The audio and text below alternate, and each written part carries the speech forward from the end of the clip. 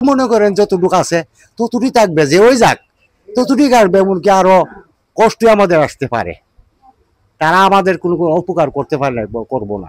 আত্মবিকাশে জেগে ওঠা প্রাণ। প্রিয় দর্শক, আপনারা দেখছেন বাঙালির ২১শে টেলিভিশন। প্রাসঙ্গিক প্রসঙ্গ এবং সংবাদ নিয়ে আপনাদের সাথে আছি আমি হৃদয় শিকদার রায়হান। ১৩তম জাতীয় সংসদ নির্বাচনের প্রেক্ষাপট ও সমসাময়িক রাজনৈতিক উত্তেজনা নিয়ে বাঙালির ২১শে টেলিভিশনের ধারাবাহিক প্রতিবেদন জনতার কথা পর্ব ১৩। দেশের রাজনৈতিক প্রেক্ষাপট বর্তমানে জটিল। সম্প্রতি নূরকে পেটানোর ঘটনা এবং চট্টগ্রামের বিশ্ববিদ্যালয়ে ২৪ শিক্ষক ও শিক্ষার্থীর উপর স্থানীয়দের হামলার ঘটনার পরে জনমনে উদ্বেগ বিরাজ করছে। তারই সাথে ইসলামী দলগুলোর ঐক্য প্রচেষ্টা জনমনে মিশ্র প্রতিক্রিয়ার জন্ম দিচ্ছে। অনেকেই এই উদ্যোগে বাংলাদেশের রাজনীতির নতুন এবং বৈপ্লবিক মাত্রা যোগ করবে বলে নানানভাবে বিশ্লেষণ করছেন। আবার অনেকেই ভোট ও গণতান্ত্রিক প্রক্রিয়ার প্রতি আস্থা হারানোর শঙ্কা প্রকাশ করেছেন। জনমত গণেশনে দেখা গেছে সাধারণ মানুষের দাবি একটাই, নিরাপদ ও সুষ্ঠু নির্বাচন। রাজনৈতিক বিশ্লেষকরা মনে করছেন রাজনৈতিক সহিংসতা ও উত্তেজনা কমানো না গেলে নির্বাচনের স্বচ্ছতা ও ন্যায্যতা প্রশ্নবিদ্ধ হতে পারে। জনতা তাদের দৈনন্দিন জীবনে শান্তি, নিরাপত্তা এবং সার্বিক উন্নয়ন প্রত্যাশা করছেন। ১৩তম জাতীয় সংসদ নির্বাচনকে সামনে রেখে জনগণের দাবি, উদ্বেগ ও প্রত্যাশা স্পষ্ট। রাজনৈতিক নেতা ও দায়িত্বশীলরা যদি জনমতের গুরুত্ব বিবেচনা করে দায়িত্বশীল আচরণ করেন, তবে দেশের গণতন্ত্র, শান্তি শক্তিশালী হবে। তাদের প্রায় সবারই দাবি একটাই, তারা অতি দ্রুত নির্বাচন চায় এবং নির্বাচনের মাধ্যমে একটি স্থায়ী সরকারের মাধ্যমে দেশ ও জাতির ভাগ্যের পরিবর্তন প্রত্যাশা করে। বিস্তারিত দেখুন প্রতিবেদনে। প্রার্থী আছে, তবে এটা সমমত সরাসরি বললে লাভ নাই, প্রার্থী তো বেশি আছে। সবাই বলে যে সমাজটা পরিবর্তন করতে গেলে সৎ, যোগ্য নেতার দরকার, নীতিবান নেতার দরকার। আপনারা কি করেন? ইনশাল্লাহ আমি এই মতামত। বিসমিল্লাহির রহমানির রহিম। দেশের যে ভাবমূর্তি, দেশের যে পরিবেশ, দেশের যে আবহাওয়া, নির্বাচন অতি নিকটই নির্বাচনের প্রয়োজন। দেশের শান্তি শৃঙ্খলা রক্ষা করতে গেলে নির্বাচনের প্রয়োজন, নির্বাচনের সরকারের দরকার। কারণ নির্বাচিত সরকার ছাড়া দেশের শাসন বা দেশের শৃঙ্খলা আসবে না। এই হিসেবে আমি মনে করি অতি ত্বরিত নির্বাচনের সরকারের দরকার এবং নির্বাচনের দরকার। আমার একটা কথা শুনেন, আমরা হইলাম পাকিস্তানের ভোটার, পাকিস্তান বলে আমরা ভোট দিচ্ছি। আমরা ভোটে নির্বাচিত এই দেশে একটা জাতি প্রমাণিত হচ্ছে আমরা এই দেশের, অথচ আমরা ভোটে আমরা যে বাঙালি একটা জাতি, বাঙালি একটা জাতি বিশ্বের মিলে প্রমাণিত আমরা একটা পতাকা পাইছি। কিন্তু আমরা ভোট দিয়া এই দেশ স্বাধীন হয়েছে আমরা ভোটে। এখন যত রকমের ভোট দিয়ে তো দেশ স্বাধীনের ভোট কিন্তু তারা দেওয়া সম্ভব না, কেউ দিতেও পারবে না। আমার কথা হচ্ছে কি, এই দেশে যত সরকারি আসুক, যখন তার গতিতে গেছে সবাই কিন্তু লোভী হয়। যতটা সরকার আছে সবাই লোভী হয়। কারণ যে সরকার আছে, যেমন সাত্তার মিয়ার কাছ থেকে এরশাদ মিয়া কান্দা নিচ্ছে না, এরশাদ মিয়া দেশ চালাইছে কিন্তু ভালো চালায়। সে লোভ ছেড়ে দেয়, যদি সে 5 বছর পরে নির্বাচন দিত, সে ফেল করতো, এর পরবর্তীতে তারা কিন্তু মানুষের টাইনা নিত। সে লোভ সামলাইতে পারে নাই, তারা 2 বিরোধীরা টাইনা নামার লাগবে। আবার এলো দীর্ঘ সর এই লোভ। আবার শেখ হাসিনা একটা ইলেকশন সে সঠিক করছে, পরে 2টা ইলেকশন সে কিন্তু গায়ের জোরে করে গেছে। কিন্তু গায়ের জোরে করে গেছে এদেশের যারা দেশ চালা, যারা দেশের নেতৃত্ব, যারা শাসক করে, এরা কিন্তু তার নেতৃত্ব মাইনে নিচ্ছে। এরা যদি এটা মাইনা না নিত, কইতো যে না তুমি নির্বাচিত সরকার না, হ্যাঁ, তাহলে মোটামুটি দেশ একটা শান্তিতে আসতে হবে। কিন্তু তারা মাইনে নিচ্ছে, সরকার কিন্তু চালাই গেছে।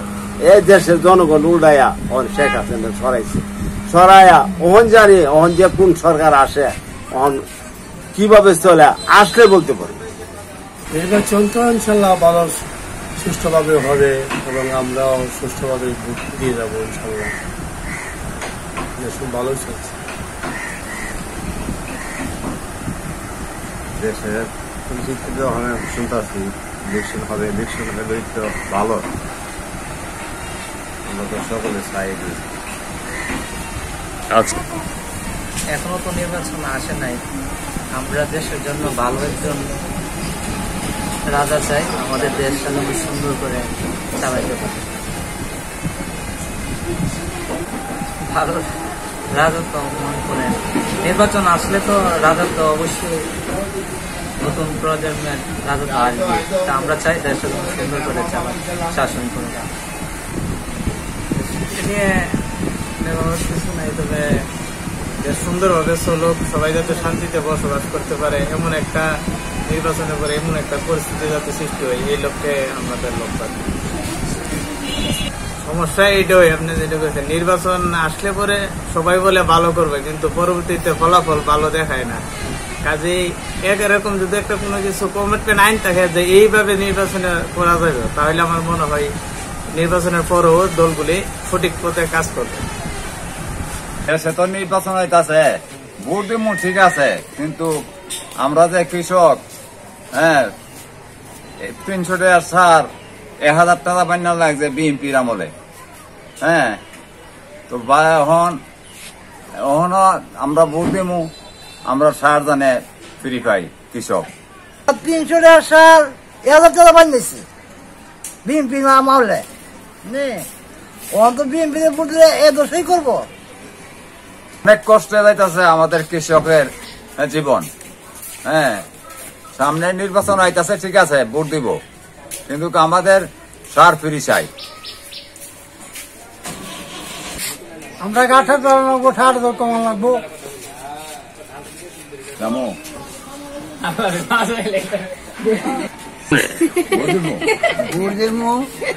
কারে দিবাই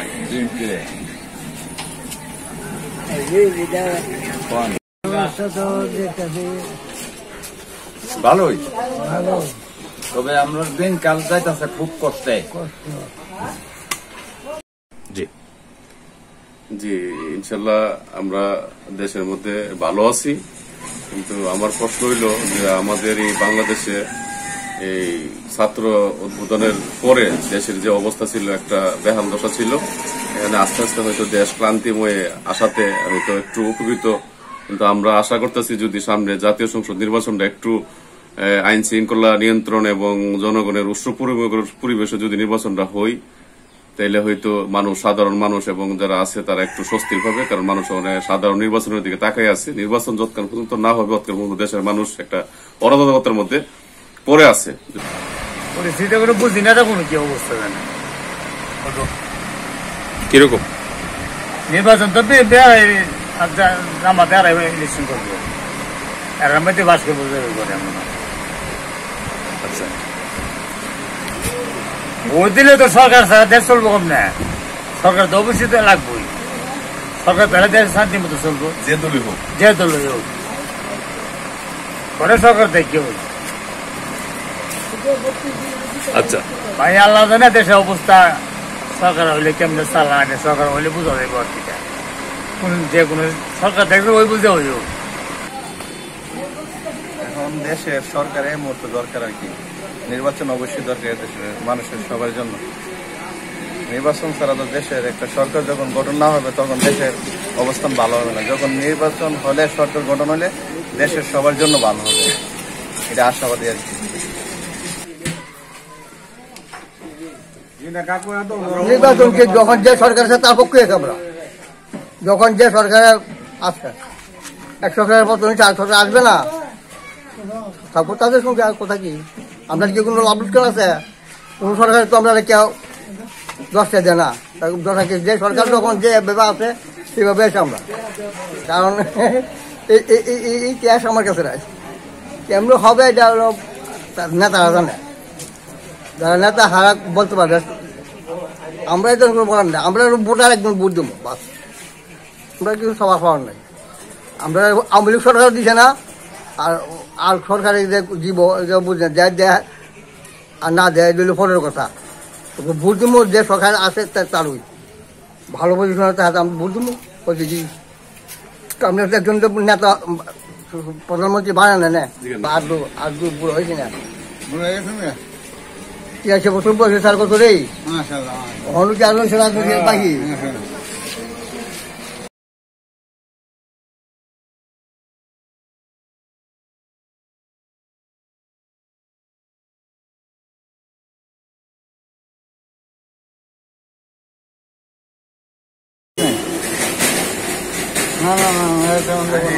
শুদ্ধ করে কথাটা বলো না, সমস্যা নেই, দেশের তো অধিকার আছে কথা বলো। তো দীর্ঘ 16 বছর পর একজন স্বৈরাচারের পতন হয়েছে। আমরা আশা করতেছি যে এরকম স্বৈরাচার যদি আগামীতে না বসতে পারে, যারা এরকম স্বৈরাচার আছে আর আপনারা কারণ ভালো করে, আমরা চাই এরকম একটা দল যারা এরকম স্বৈরাচার না হতে পারে, দেশের মধ্যে দেশ পরিচালনা ভালোভাবে করতে পারে, সবসময় তাদেরকে মানুষ চাইবে, মানুষের আশেপাশে পাওয়া যাবে, এরকম দল আমরা ক্ষমতায় দেখতে চাই।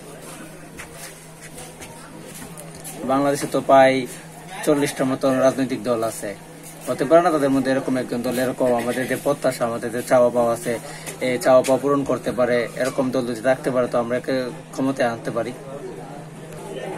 আমরা সৎ, যোগ্য এবং আদর্শবান একজন নেতা চাই আমাদের এই আসনে, ব্রাহ্মণবাড়িয়া 2 আসনে, আশুগঞ্জ সরেল আসনে একজন আদর্শবান যে সবসময় গরিবের পাশে থাকবে, আমাদের প্রান্তিক গ্রামের ক্ষতিপূরণ বা প্রান্তিক গ্রামের যে চাওয়াটা পাওয়াটা আছে, যেটা আমাদের নাই, সেটা আমাদেরকে জোগাড় করে দিবে এবং আমাদের চাওয়াগুলো পূরণ করবে। এটা হইল সুন্দর কথা। আর যারা দেশ চালাইবো হারা ভালো লিছেন, ভালো দেশ চালাই লিছেন। দেশ তো ভালোই আছে, মনে করি ডক্টর ইউনূস চালাইছে বলে দেশ মোটামুটি ভালো চলতেছে।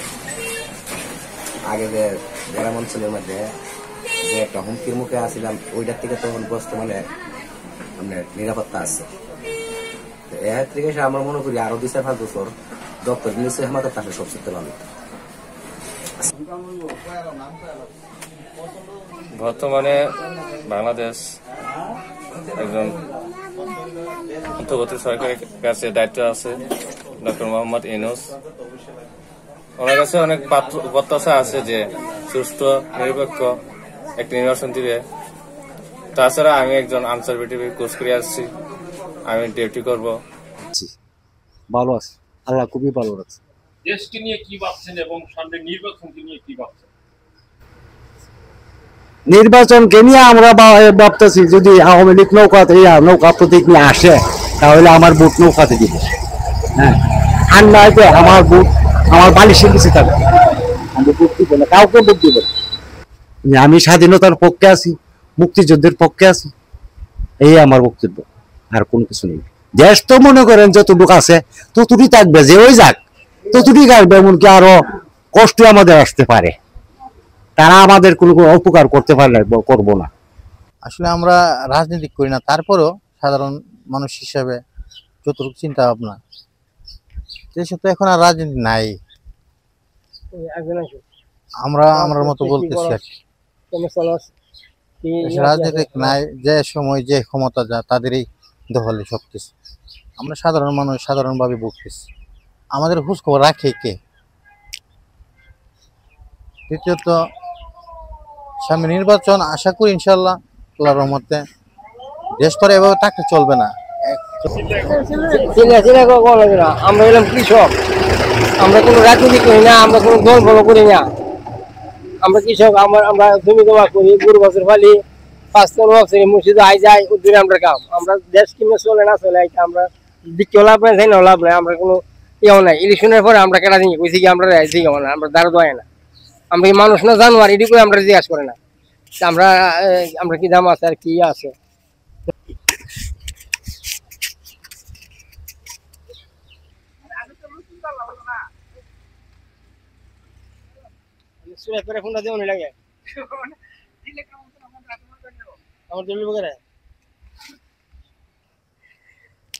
হ্যাঁ, আমরা মনে করেন ব্যবসা করে চলতাম, অনেক ব্যবসা তো এই সরকার পতন হওয়ার পরে ব্যবসা অপতন হয়ে গেছে।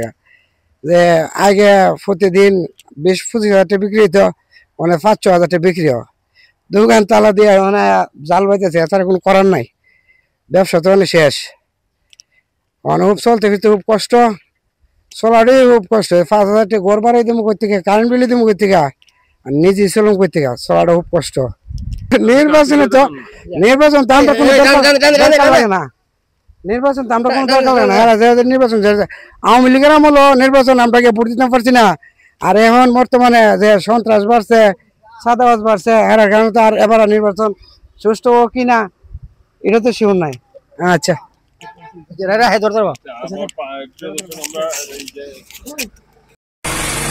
দেশ আমাদের বাংলাদেশ যে অবস্থার মেধা আছে, পরিণতির মেধা আছে, বুঝলি?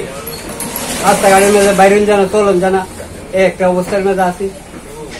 ইলেকশন দিলে একটা ফাইসালা গেল, যে কোনো এক সরকার ক্ষমতা চাই দিলে চলাফেরা হইলে তো বর্তমানে মনে করেন দেশটা হয়েছে অজগতা ডেমা দেয় দিল্লি মায়ের পিঠ হাঙ্গামা দেশটার মধ্যে চুরি ডাহাতি চিনাই সন্ত্রাস ইডা বড়া এই অবস্থার মধ্যে না আমি নির্বাচন ব্যাপারে আমরা কিছু বলতে রাজি না, কারণ আমরা মনে করেন যে নিরপেক্ষ সুইং ভোটার, বুঝেন না, বলতে গেলে সমস্যা কারো না কারো পক্ষে চলে যাবে, যার জন্য আমরা বুঝি নীরব থাকে আমাদের ভালো, এর বেশি না।